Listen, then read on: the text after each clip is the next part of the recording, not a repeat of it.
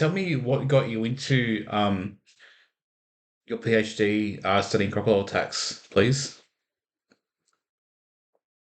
Well, about, what was it, 15 years ago, almost 15 years ago, I set up the Worldwide Crocodilian Attack Database.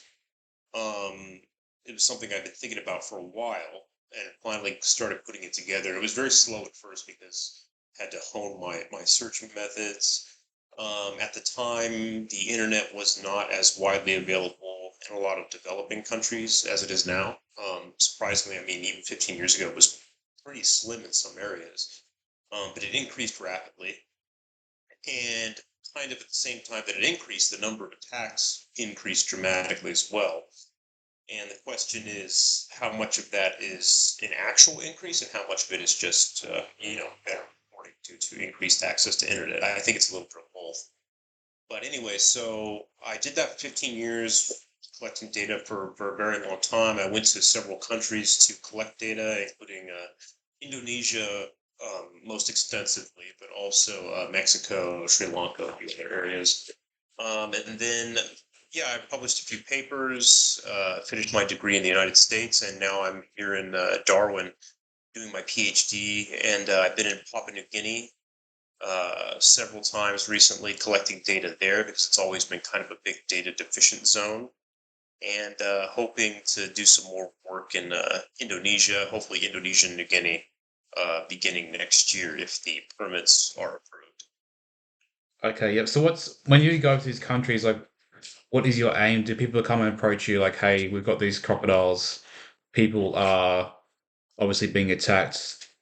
Do they ask you like what can we do to reduce attacks? Is that how it kind of goes, or is it a bit different to that? Well, basically, I before I go, I identify locations that are either I know that there are trouble spots, or it's an area where I just don't know, but there's a lot of habitat, and or it might be near another conflict area. So basically, I will get there and just ask people, what's the situation? Are there crocodile attacks? If there are crocodile attacks, how frequent they are.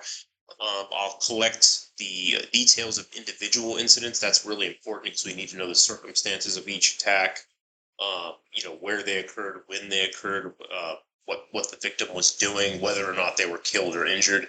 All this stuff is really important. And then we will send out a few questionnaires to different people who would be spending time in crocodile habitat to get their opinion on what they want done, and what they think is the cause, and other things as well.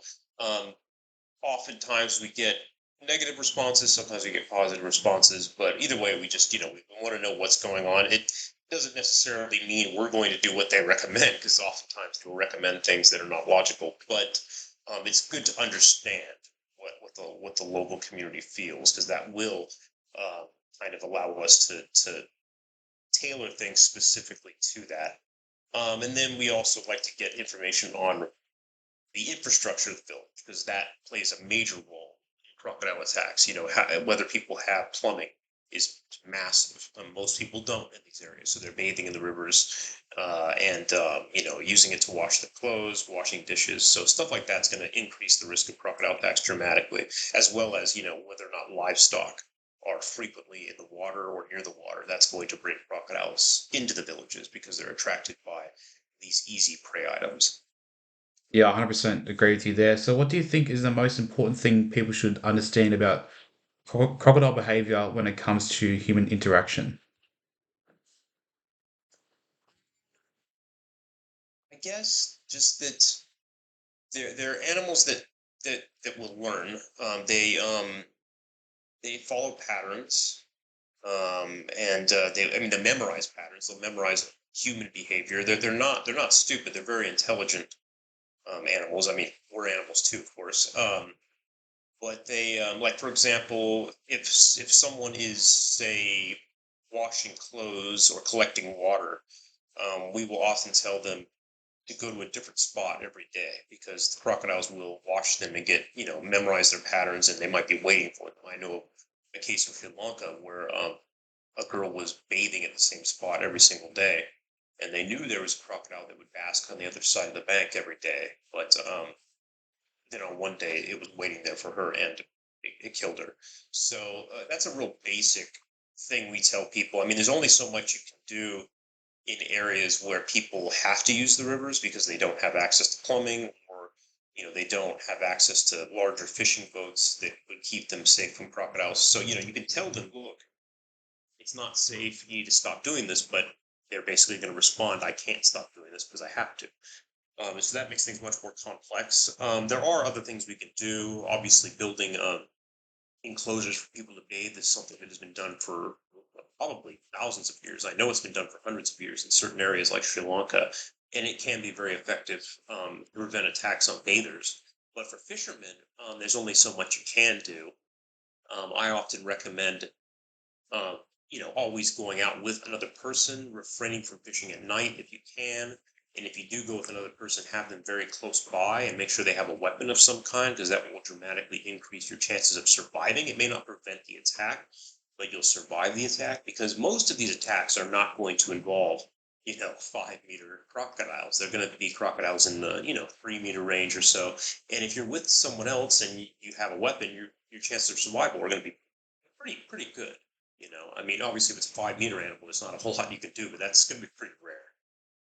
Is there a reason why you'd say majority of these attacks are not 5-meter crocodiles and are 3-meter crocodiles?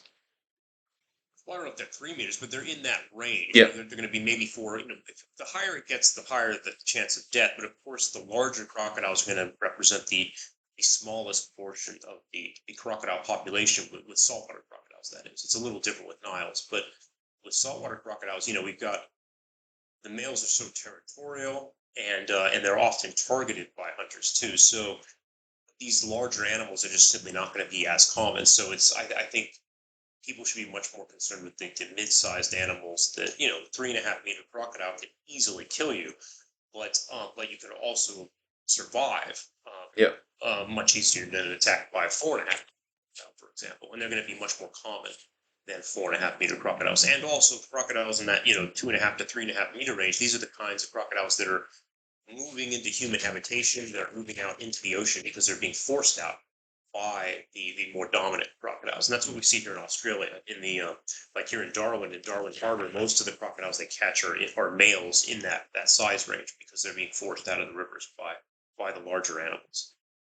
Okay, thank you for that. Appreciate the answer. I understand now. So what are the most common causes of crocodile attacks on humans, and what can be done to reduce the risks, especially in the areas that you've been working in, like Papua New Guinea and Timor and Indonesia? So it's going to vary by region, and it's obviously these areas are very different than Australia. Because in Australia, most attacks are going to be result of most, if not all, are going to be the result of human error and unnecessary risk.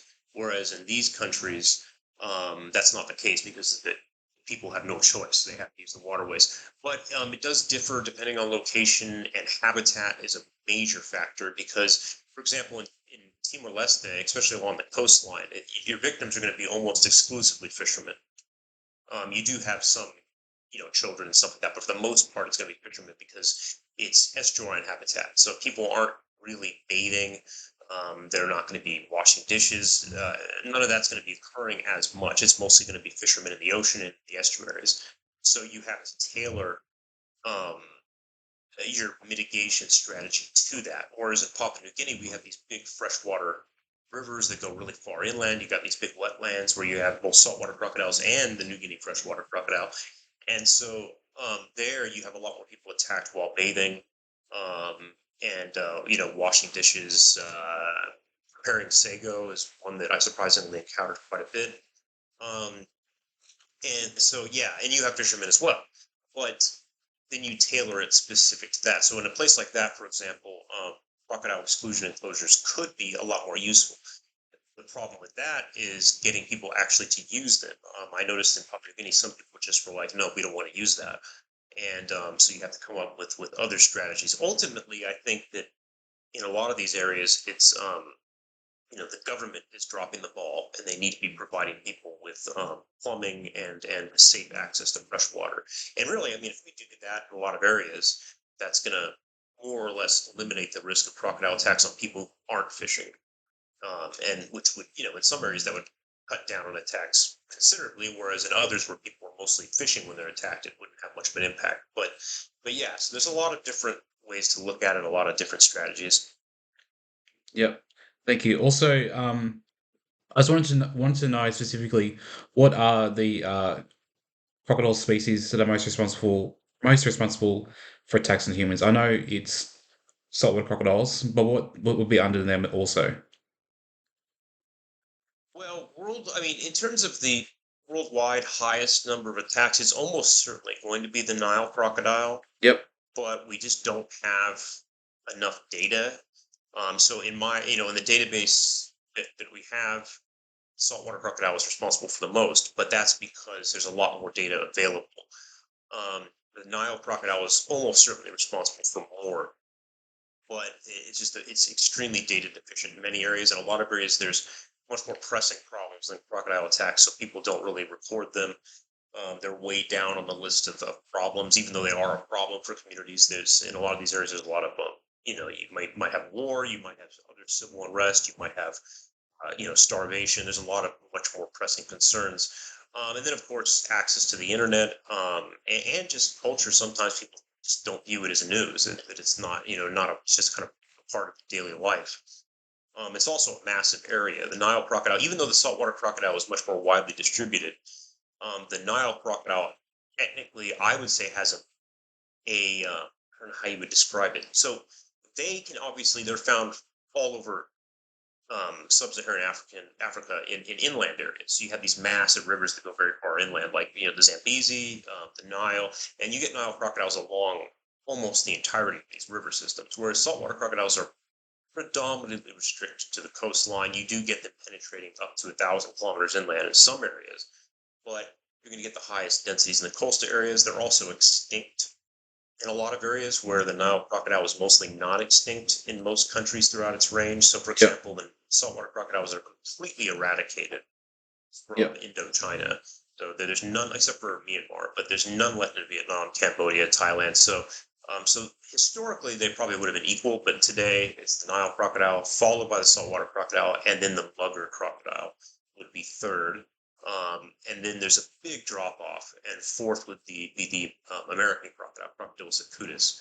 But there's a massive drop off. The mugger crocodile is responsible for about 50 human deaths annually, whereas the American crocodile is about 4 or 5 annually maximum. So a huge drop off. Saltwater crocodile is probably about 200 annually, and Nile crocodile, rough estimate 400, something like that. So Yep. And how much of an impact do you think like media? Because obviously in Australia we know as soon as like there's a crocodile in like a river, it's like it makes like news and stuff like they shouldn't be there. But how much of an impact do you think media has on the future of crocodilians in say like in a negative sense when they produce these like negative stories? I do think it has an impact. I don't know what it is like in some of these other countries. A friend of mine, a colleague of mine, actually did a study looking at negative reporting in Indonesia, Yep. and we don't really know how it impacts public opinion. I do know an interesting thing I was reading recently. It's this is historical information from many decades ago, but apparently in Palau, which is in Micronesia, it's the only area in Micronesia that has a saltwater crocodile population.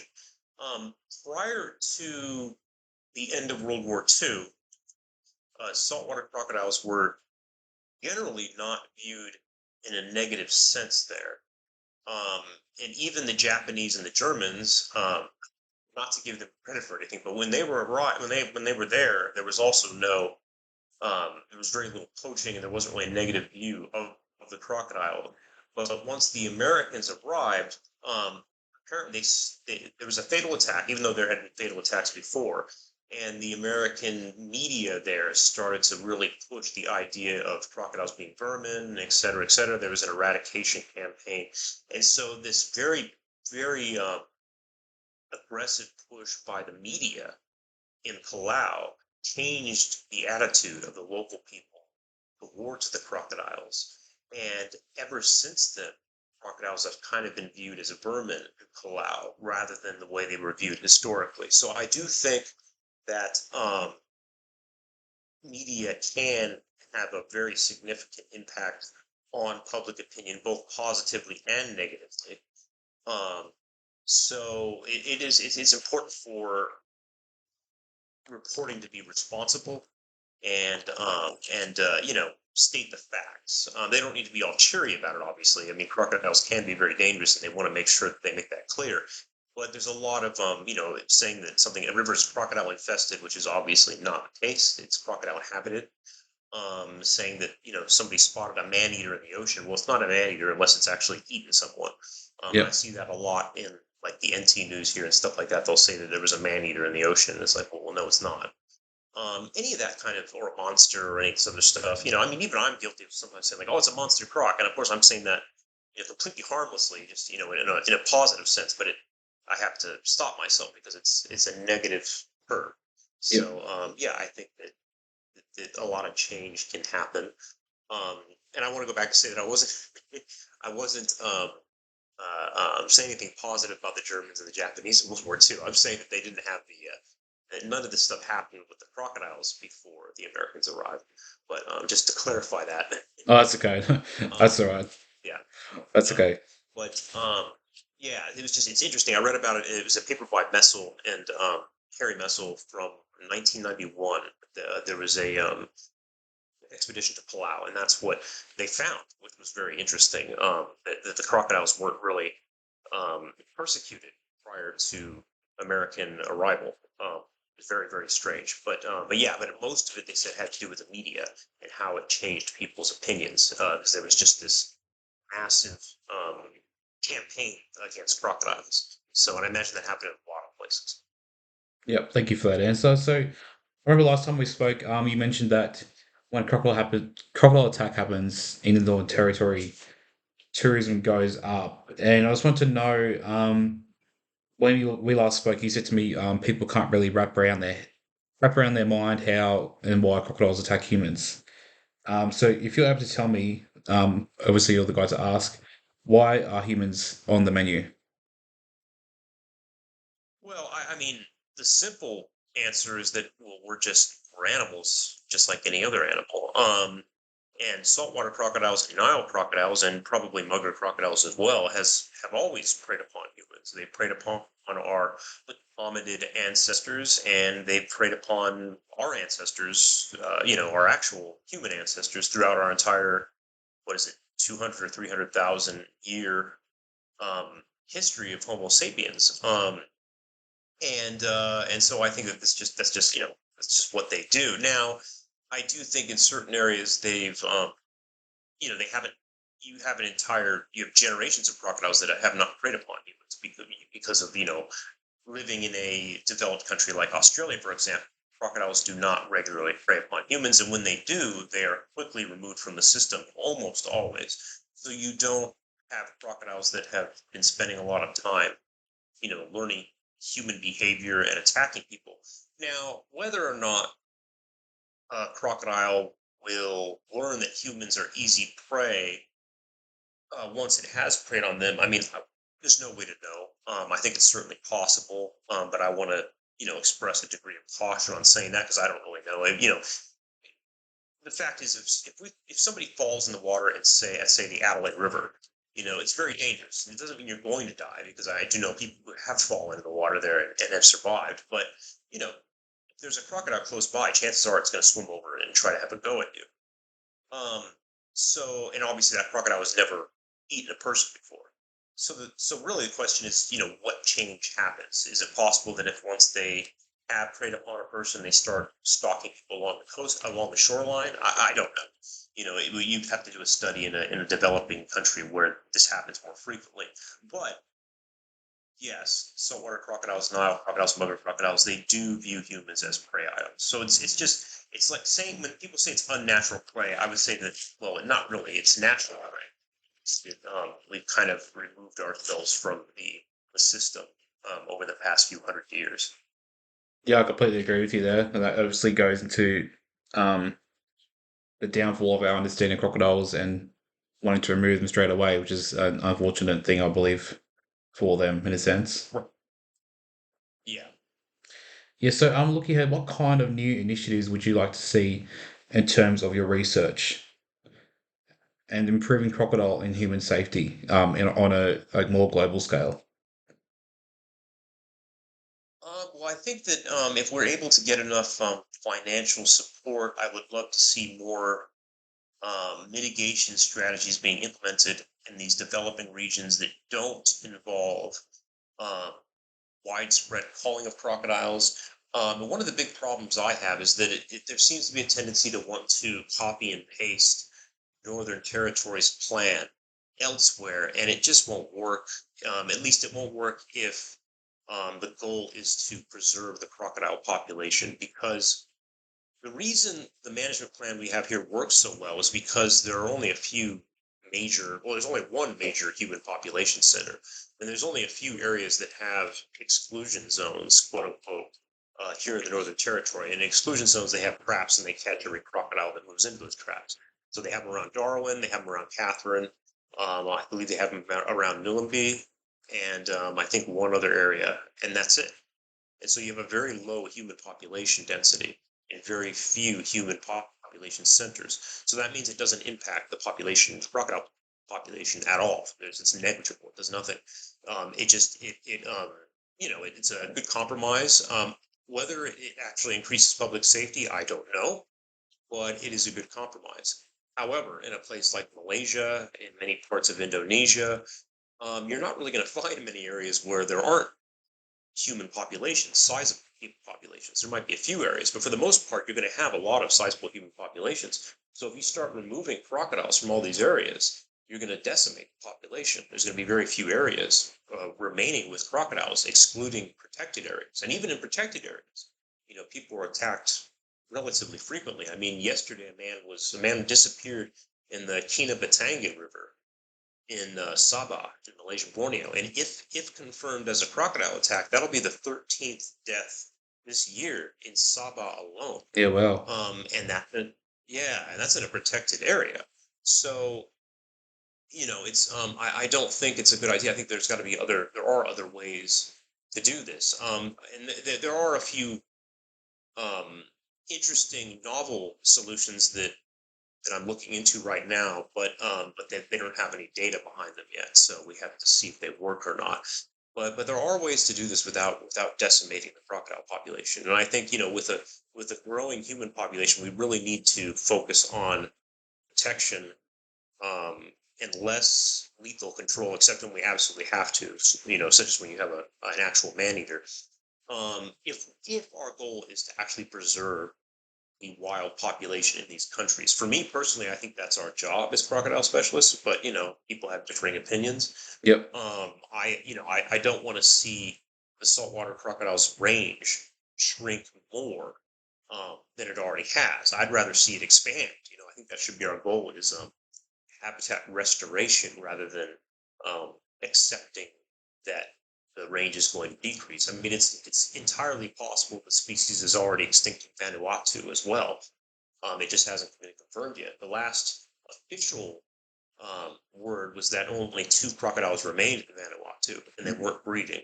Yeah, well, sad. Whether or not more have moved in from the Solomon Islands is no one knows. So Yeah, it's very sad. All right, thank you for your time today, Brendan. I really appreciate it. yeah, of course.